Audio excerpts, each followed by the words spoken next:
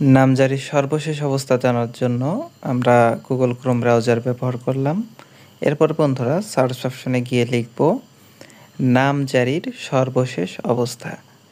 তো নামজারির সর্বশেষ অবস্থা লিখে সার্চ করব। বন্ধুরা দেখতে পাবেন এমন একটা ইন্টারফেস শো করবে। এখন এই মিউটেশন এটার উপর ক্লিক করে দেব।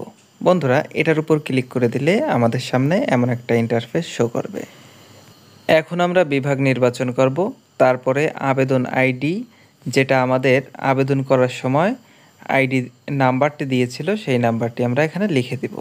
এরপর জাতীয় পরিচয়পত্র নাম্বার, যার নামে মিউটেশন করা হয়েছিল তিনার জাতীয় পরিচয়পত্র নাম্বারটি লিখে দিয়ে এরপরে এখানে যোগফল থাকবে, আপনাদের সামনে যেটা আসবে সেইটা যোগ করে এই নিচের ঘরটি লিখে দেবেন। লিখে দেওয়ার পরে এরপর আপনারা খুঁজুন লেখাটির উপর ক্লিক করে দেবেন। হ্যাঁ বন্ধুরা, এবার দেখতে পাবেন আপনাদের সামনে এমন একটি ইন্টারফেস শো করবে। এখানে লেখা আছে মিউটেশন আবেদন নম্বর, এর সর্বশেষ অবস্থা।